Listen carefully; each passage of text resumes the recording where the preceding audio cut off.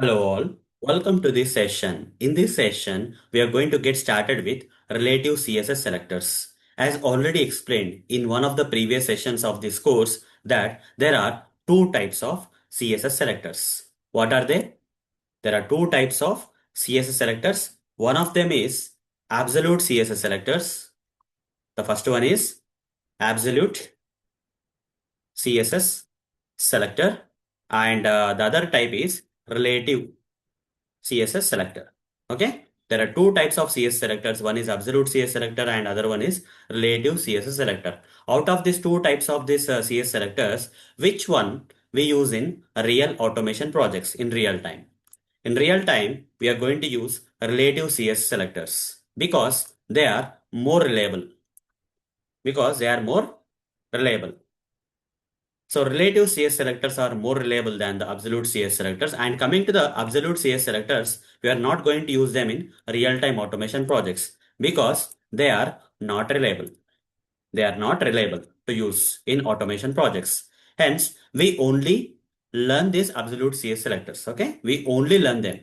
We only learn them. Though we don't use them in real automation projects because they are not reliable, we are only going to learn them. Why we have to still learn them when we are not going to use them because they are not reliable? The reason behind why we have to learn the absolute CS selectors despite of this situation is by learning this absolute CS selectors, we can easily understand relative CS selectors. Okay, these are like basics for understanding the relative CS selectors or for writing the proper relative CS selectors. So in this session, we are going to get started with the writing of relative CS selectors. Okay, fine.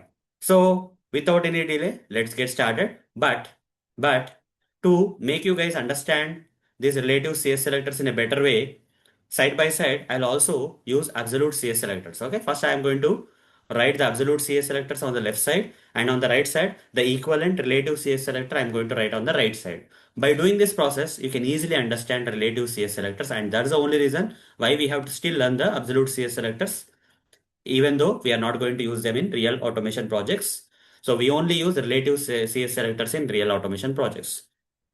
So as part of practice or to get started with the writing of the relative CS selectors, I'll first open the browser and take you to a sample application page, which is on my name. That is first name Arun and last name Motori, Motwri dot github.io. Press enter, you'll be getting this page. Okay, you'll be getting this page.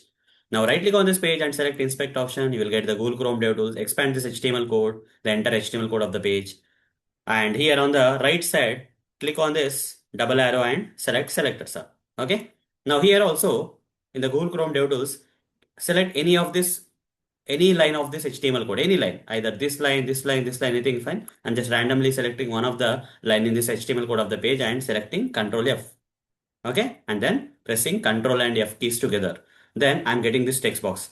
Here I can write the CS selectors here or I can also write the CS selectors here.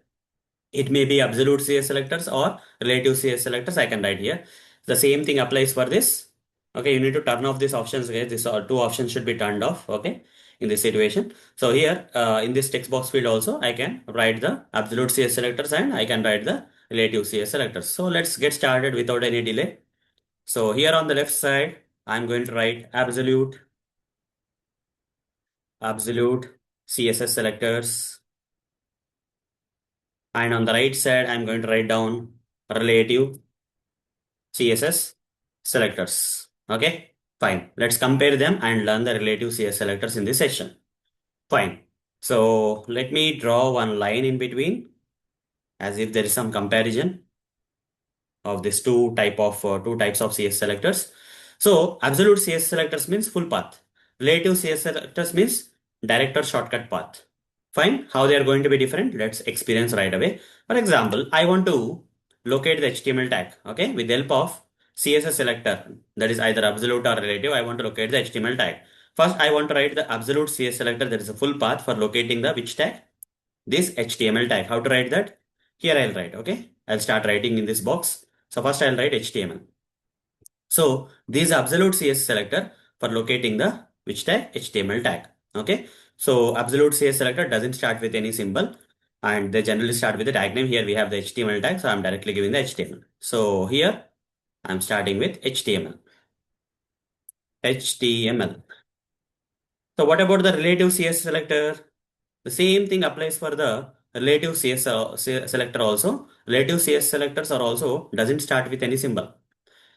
Similar to the absolute CS selectors, relative CS selectors won't start with any symbol. So here also to write the relative CS selector, which is a direct path or shortcut path, I just need to provide the tag name, that is HTML. Here also HTML. Okay, which is locating the this is a relative CS selector, which is same. Okay, which is same. Here in this kind of example, the first example, absolute CS selector is same, relative CS selector is same. But going ahead, you will see the difference between absolute and relative. Okay, only in this example they look similar, but from the next example onwards, you will see that they are kind of different. So now next thing is I want to locate the head tag. This time I want to locate which tag? Head tag. I want to write the absolute CSS selector.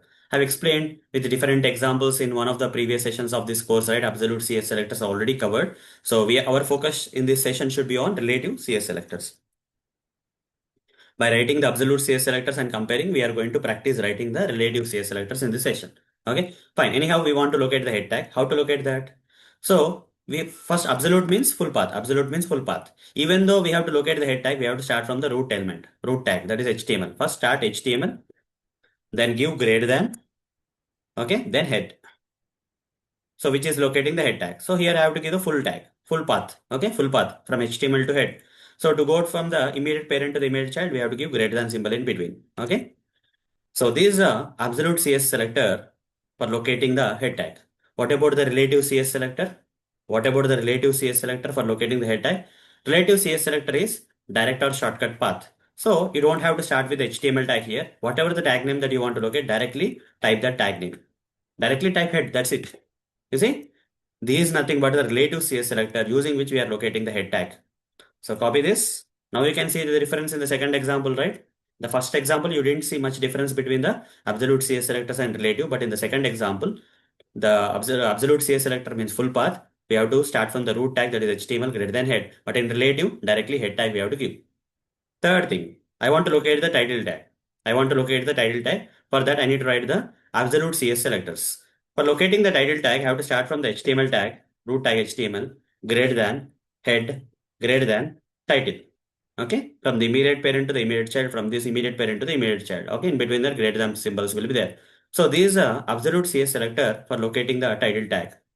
So let me write down that here. Now, what about the relative CS selector equivalent of this absolute CS selector, which was locating the title tag? Here, I don't have to start from the HTML tag. In case of relative CS selector, directly give the tag name. What is the tag name here? Title, right? Give the tag name, which is direct and straightforward. Title. When you type title here, you see, this relative CS selector is directly locating the title tag. So, this is a relative CS selector. Hope you are able to understand the difference between both. Now, I want to locate the body tag. Okay, now I want to locate the body tag. Here also we can write the things, guys. Okay, so let me clear this out and close this box for a while. Now let's come to this side. So here I'm going to write the remaining examples. I want to first write the absolute CS selector for locating the body tag. How to write? So body is the immediate child of the HTML. So we have to start from the HTML for full path. HTML greater than body. You see, when I press enter, what is happening? One element is getting located. That is body section of the page is getting located. You see, body tag is getting located here, guys. Body tag is getting located. So this is absolute CS selector for locating the body tag. Let me write down that here. Now, what about the relative CS selector? Here, we don't have to write the full path. Directly give the tag name, okay, that I want to locate. Directly type body. So this is a relative CS selector for locating the body tag or body section of the page. So fine. This is also done. Now, now let's locate the paragraph tags. Let's write the absolute CS selector for locating the paragraph tags. So for that, I need to write HTML greater than body greater than P. Okay, under the body, we have immediate children as P. Press enter. You see, two elements are getting matched. There is two paragraphs are getting located. So this is a absolute CS selector for locating the paragraphs. Now on the right side, we have relative CS selectors, right? How to write the relative CS selector for locating this paragraph tags? Instead of writing the full path, you just type P.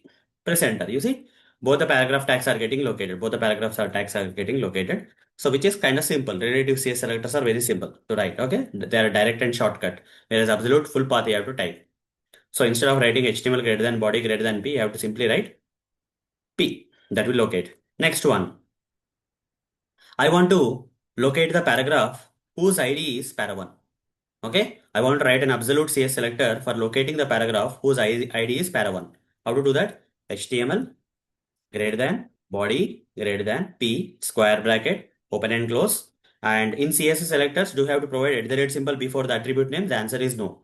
Directly you have to write the attribute names. Okay, ID is equal to, in single quotes, we have to provide the value. That is para1. Press enter, you see, it's locating. The first paragraph is getting located. The paragraph which is having the ideas, para1 is getting located on the web page. Right? Copy this. This absolute CS selector for locating the paragraph which is having the ID as ID attribute value as para1. Now what about writing the same thing for relative CS selectors for locating the paragraph whose ID is para1?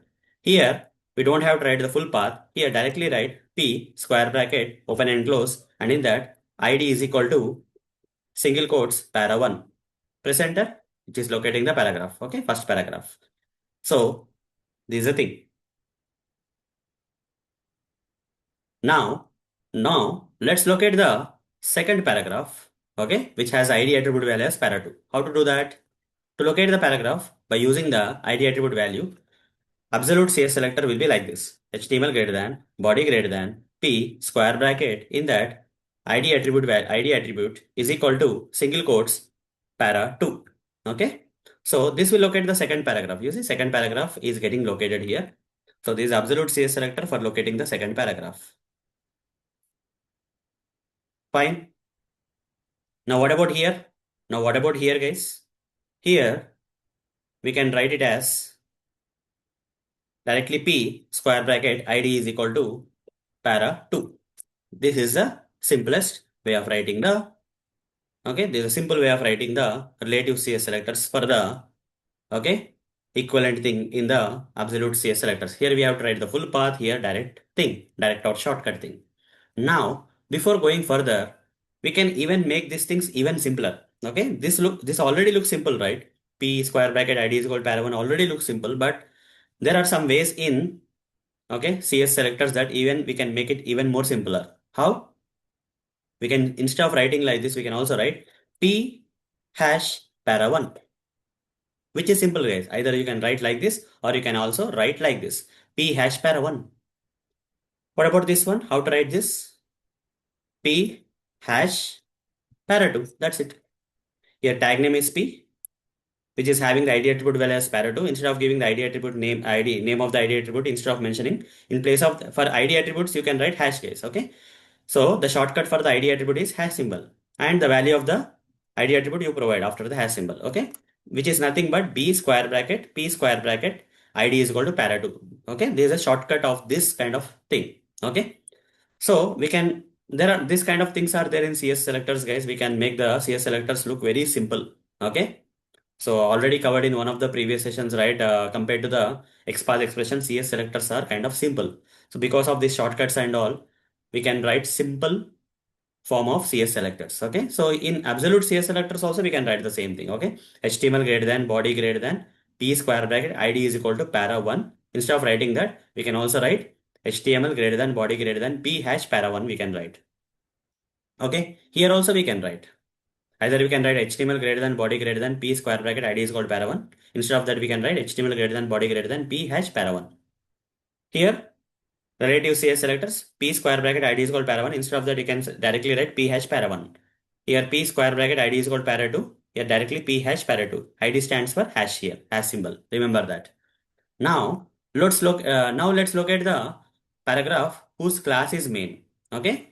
I need to write the absolute CSS selector for locating the paragraph whose class attribute value is main. How to do that? HTML greater than body greater than P square bracket open and close. In between the square brackets, we have to write class is equal to single quotes main. Press enter. You see, this is absolute CSS selector for locating the paragraph whose class is main. Okay. What about this side? relative CS selector, how to write the equivalent of this relative CS selector? For that, okay, directly write p square bracket class is equal to main in single quotes. That's it. This is a relative CS selector. And for this also we have a shortcut, guys. Okay, for ID we have the shortcut as hash symbol, right? For class we have a shortcut known as dot. So here we have to write p dot. P is a tag name. P class attribute we can specify with the dot. And what is the value of the class attribute? Main. Just type main here. That's it. Done. Okay, you can also write p dot main. So here p hash para 1 will locate the first paragraph whose ID is para 1. Okay, hash para 1 means the paragraph tag element which is having the ID as para 1 is getting located. If I write p hash para 2, p hash para 2 means the paragraph tag which is having the ID attribute value as para 2 will get located. The second paragraph, the paragraph tag which is having the ID attribute value as para 2 getting located. Now if I say p dot main, what will happen? The paragraph tag on this web page, the element having the paragraph tag on this web page whose class attribute value is main will get located. You see the first paragraph. If I say p dot sub, the paragraph tag on this page whose class attribute value sub is getting located. You see dot stands for class case. Okay, dot stands for class. So here, if I have to write HTML greater than body greater than p square bracket class is equal to sub, we can write like this, or we can also write p dot sub also we can write here. Okay, this is also fine. P dot sub is also fine. So here what we can write? P square bracket class is equal to sub. We can write, or we can also write p dot sub. Both are fine. P dot sub is also fine. Okay, fine then. Now, okay, here I'll do some change. Just for the sample purpose, I'll be writing. Okay, just for sample purpose, I'll be writing p dot p hash para 2. Okay, p hash para 2. Okay, so I can give diversified examples. So I just want to give like this. You can write like this also. HTML greater than body greater than p hash para 2. Here directly p hash para 2. Either this one or this one is fine. Okay. Now I want to locate the I want to locate the paragraphs. I want to locate the paragraphs whose ID is para 1 at same time class is main. ID is para 1 and also class is main. Two things should match. That particular paragraph element that I want to locate on this page should have the ID attribute value as para1 and class attribute value as main. Both should be there. So HTML, this is absolute CS selector. Body greater than P, two square brackets you give. ID is equal to para1. ID is equal to para1. Class is equal to main. So that particular paragraph tag that I want to locate should contain ID as para1, not only ID as para1, but also it should contain class as main. Then only it will locate. Is any paragraph tag is getting located? Yes, this element is getting located because this is a paragraph on this web page which is having not only the ID as para1, but also the class as main.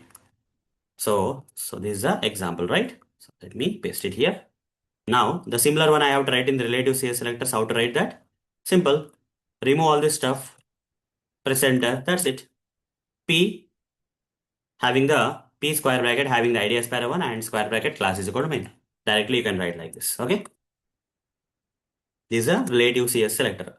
So hope guys you are able to write proper relative CS selectors. These are only few examples I covered because this is a getting started session. Okay. As part of the getting started session, by comparing the absolute CS selectors, we have practiced how to write the relative CS selectors. Okay, these are very basic ones. Whatever I covered in this session are very basic ones. In the next coming sessions, I'm going to go in depth. Okay, I'm going to give more examples or lots and lots of examples for practicing the several relative CS selectors for different type of elements on the web page on complex application pages.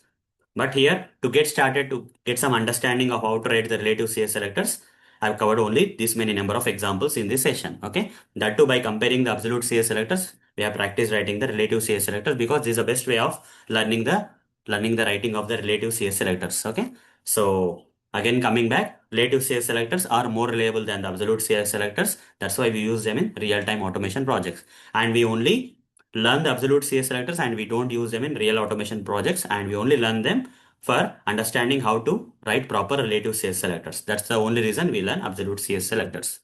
So that's all for this session. See you in the next session. Thank you. Bye bye.